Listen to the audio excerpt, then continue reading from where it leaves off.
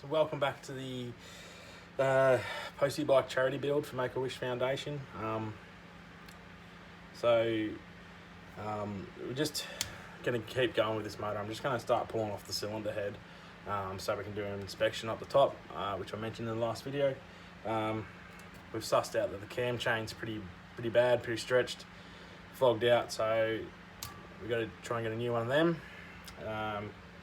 And then we'll just see what else we need up the top end once we take it off. So we'll see how we go.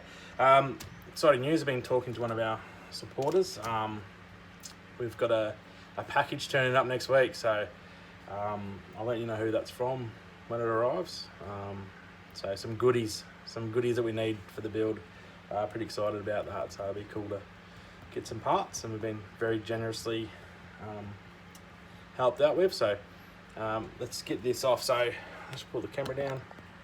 I had the magic fairies come in and loosen everything off for me, which is helpful and also makes it less boring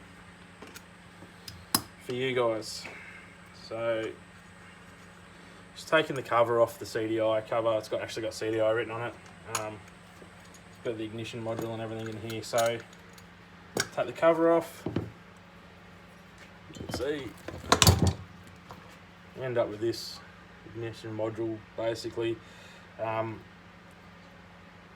There's a screw top and bottom. You can actually, when you've got your motor in and you're tuning and stuff, you can actually loosen that off and you can move this slightly, and that will advance and retard your ignition.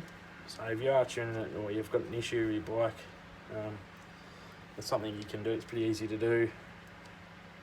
It'll also help you. You tune it up a bit if it's not quite right. Okay, so just taking the two screws off that hold that on. I'm going to take that off. There's a little rubber grommet that goes in the bottom for the wires. Take that off, and that's the pick up there. So for the module, I'll keep that all together. Now, I'm not really good with the technical terms and what everything's called. You probably hear me when I say something I don't quite know what it is. I try to mumble it so that you can read it either way. This little guy that spins around, it is part of the ignition module. I don't know what it actually is called, but like a rotor cap on a distributor, but this little guy. So there's a 10mm bolt on the end of it.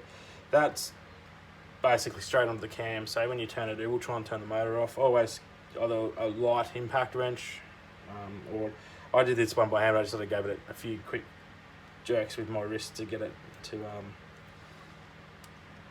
loosen off. Now, I've had it before where this has been put on 180 out. There's two lugs, which I'll show you in a second. But the reason I found out was when I tried to take it out, I nearly broke it getting it out, where this just pulls straight out. I've taken the screws out of that now. Use my impact driver again just to crack them off. So pull this out. The gasket in behind it, just make sure that you don't damage it too much if you haven't got another one. This one's actually pretty much worn all the way through here, so it will be getting replaced anyway. Now that leaves us with the end of the cam. So that's our cam there, and our cam gear and the cam chain running along. We have to remove the cam to take the head off. Now, the first time I tried this, I had no idea what I was doing. What do I need to take off? How come I have to take so much off just to get the head off it? It can be a bit daunting. It's not that bad once you've done it. Just realise that once you go past this point and you remove these bolts and you take the cam out, you're going to have to put it all back together, and you're going to have to time it. And you're going to have to line up your timing, which you're going to have to take your stator cover off. Actually, you don't have to. There's two inspection ports here, and at the top you can line it up. But I'm going to be putting a new chain through and doing all that sort of stuff, so I'm going to have to do that part of it. It's not hard. There is a video out there that I watched when I first did it, but I'm going to do one and show you how to time it up again. All right. So I've taken the two 10mm bolts off. We hold the cam in. I'm going to pull it out now. You can take off these caps and loosen your valves off.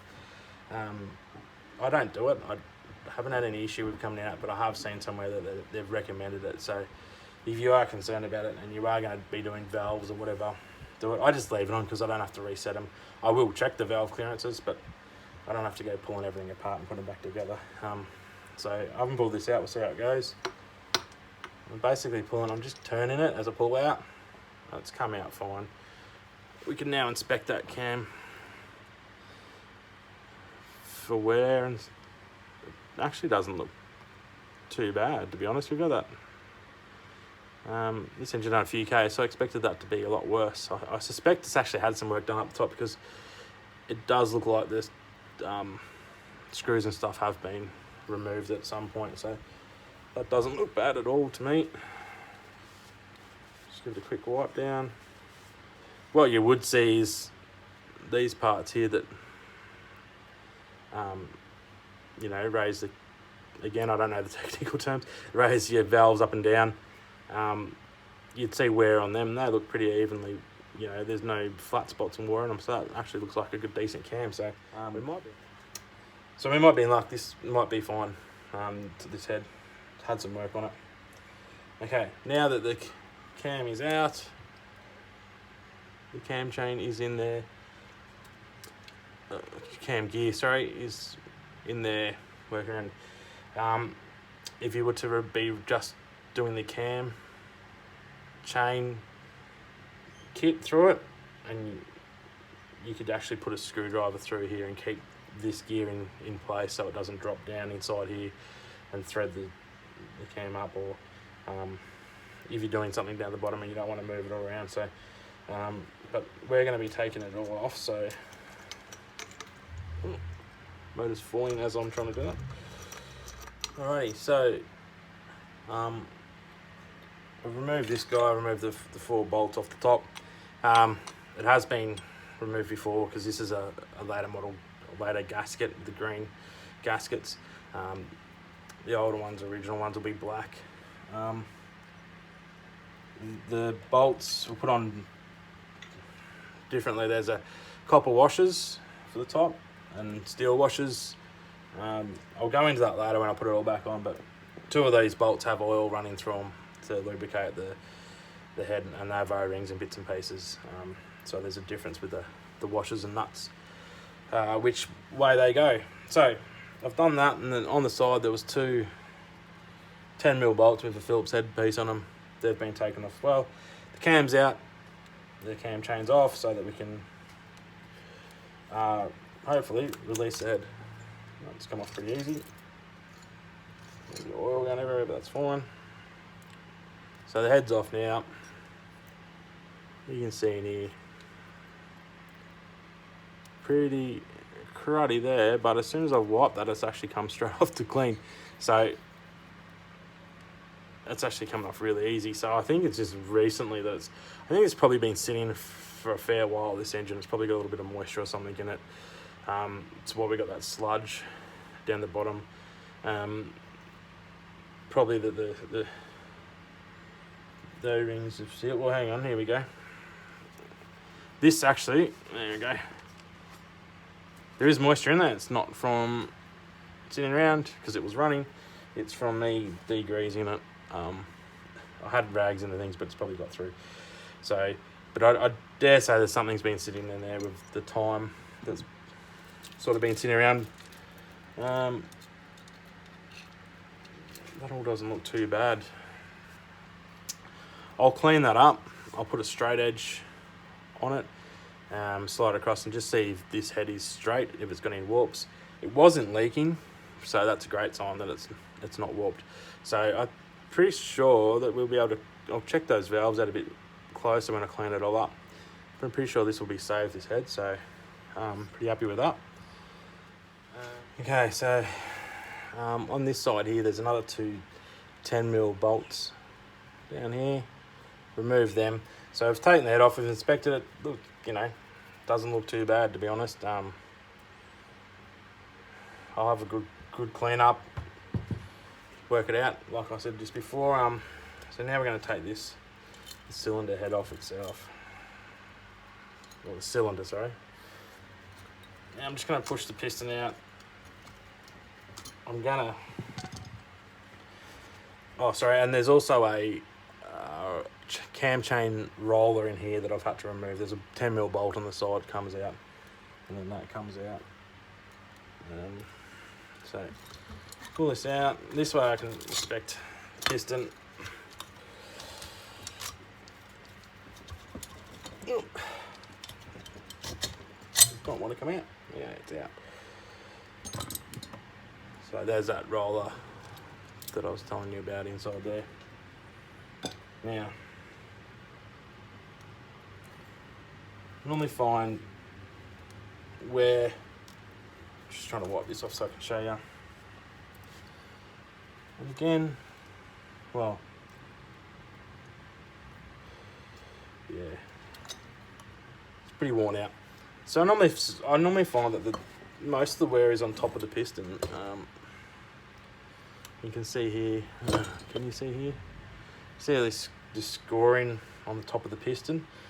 Now the rings are sitting down, but even though they're sitting down, they're flush with the piston. They're not sticking out at all. So, you know, it's worn out basically. A new piston and rings will be good for that. I know that the rings will sit down if you pull them one way, because the idea is they sort of sit in all the way, evenly the whole way around. But yeah, it's got a fair bit of wear on across here, so it has a fair bit of use and a bit of wear on it. But overall, not really too bad. So what I'm going to do is lift up this cylinder.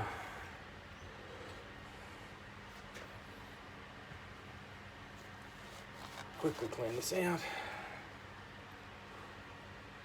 I don't know if you can see in there. It's not too bad. It actually doesn't feel bad at all, to be honest. That's quite smooth. So if you just put a new piston in there, you might go slightly oversized. One of the tricks someone showed me was to basically, when you get your rings, put your ring in the cylinder, and you should have, you know, barely any gap at all when the rings, so the ring's open at one end. When it's in the cylinder, you should have hardly any gap at all, so that ring should be closed all the way up. So yeah, that's a way to tell if you got the right thing, the right size rings and piston. Or you can measure it and find out what diameter is and get a set for that, or you can hone it out. So there's a few options, but I reckon you'd probably get away with just putting another standard in, or, you know, 0.25mm bigger than standard. So, but I've got a brand new cylinder sitting on the workshop bench, so I'm going to replace it and put a brand new cylinder and piston in there. Once again, it's the charity build. I want it to be 100%, so I'll make it all right.